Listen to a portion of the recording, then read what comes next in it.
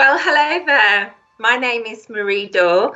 I'm a chartered member of the CIPD.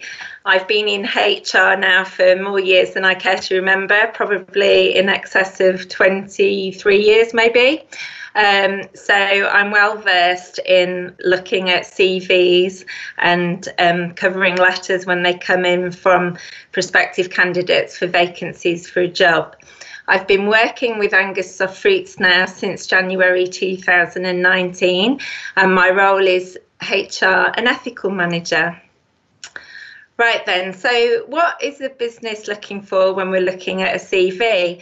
Well, before we go on to that, what is a CV? So a CV is a curriculum vitae, which is a written overview of an individual's skills, work experience and education, which we as employers use in our shortlisting process. So what's shortlisting then? So it's where we look at candidates' applications for roles and where we're looking to see which candidate can demonstrate a match with what the vacancy requires. These requirements are outlined in a document which is normally referred to as a job description and a person specification. So what's a job description then? A job description is a document which tells you what the purpose of the role is. It will tell you who the role reports to, whether that role has any direct reports reporting to it, where is the role based, what is the salary, and what are the main duties of the role, and what are the responsibilities of the role. The person specification outlines the essential and desirable factors required to carry out the role. So, for example, criteria such as education, experience, and skills. So what should a CV contain then? So a CV should have the person's personal details, including name, address, contact details, i.e. phone number and email address. This information can appear as a header. The next thing should be a personal statement.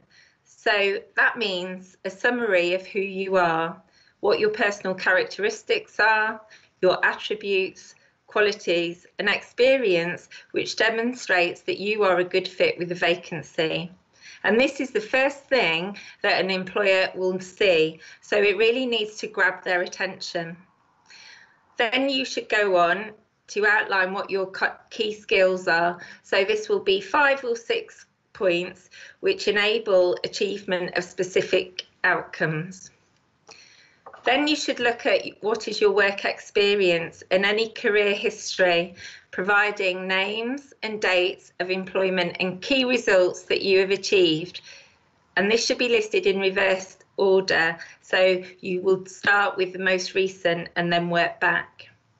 Then if you could outline your education history and your qualifications, and again in reverse order. If you want to give information with regard to your hobbies and your interests, and particularly I would also be looking for any volunteering experience, and that is always a very positive thing to include in a CV.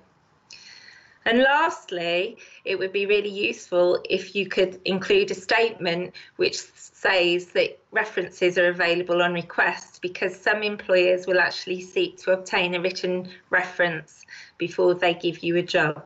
So ordinarily, we would always recommend a Word document. The font should be in Arial, size 12, and you should use headings and bullet points because this will break up the text and it's easier on the eye and the main points will stick out. Your text should be concise and ideally it should all fit on 1 page of A4, certainly no more than 2.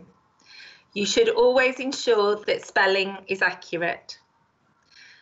Your CV should be relevant to the vacancy. So common practice is that you would have more than 1 CV to highlight specific skills that you may have for specific vacancies. So that's the CV done with.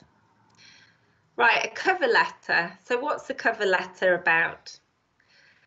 So the cover letter, again, should be specific to the role and the company that you are applying. So you should ensure that you've done your research on the company and the vacancy. By demonstrating your interest in both and how your skills and experience make you a perfect candidate, together with a strong CV, you should be shortlisted for an interview. The format of a cover letter, again, it should be a Word document. It should be Arial size 12 font. The text should be concise and ideally be half a page of A4. Again, you need to ensure that the spelling is accurate. Address the letter to the person who is dealing with the vacancy if that has been included in the advert. Otherwise, you should address it, "Dear Sir," or "Madam." You should start with an intro. So, why are you making contact? For example, "I wish to apply for," and the name of the vacancy, currently being advertised on whatever format, newspaper, job site that it's on. "Please find enclosed my CV for your consideration." The second paragraph then should go on to explain why you are a perfect candidate. So you may say, "As you can see from my attached CV, I have X amount years experience in the industry, profession, and have relevant skills and knowledge required for the role." And you would refer to the criteria that the employer has outlined in the person specification. So you're making that link straight away. The third paragraph then should detail what you can do for them. So what are your aspirations? And then expand upon the relevant points in your CV, providing examples of your achievements.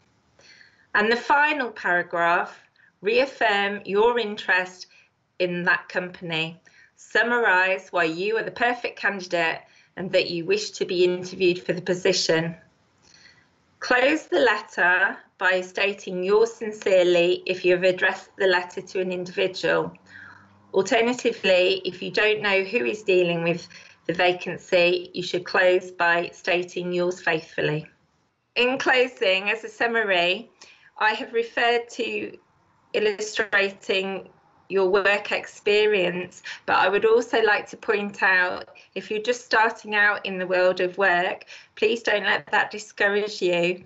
You really need to think about things that have happened at home maybe, or in school or college. So for example, if where you've taken on additional responsibility, maybe you've been a prefect, maybe you've gone and looked after an elderly relative, walked a neighbour's dog, or even done a bit of volunteering at the local charity shop. You should use those as relevant examples because they will demonstrate that you have transferable skills, which means that you've got those skills and that experience from outside of work, but you can bring it into the workplace with you. And employers will love that, and they will love the fact that you've actually identified that you have those skills and that you can use them to the maximum in the workplace. Okay? Once you've put a CV together and a covering letter, you should also feel free to bounce it off someone else, maybe a friend, a relative, an old teacher, and just get their comments. And I'm sure they'll be able to point out any additional improvements that you can make. And please, you know, you'll get better at this. It's something that you get better at with practice, but please don't let it discourage you. Once you get a great CV together and a great covering letter, I'm sure any employer will be biting at the grip to get you in for interview, and I'm sure you'll do a grand job of the interview itself. Best of luck.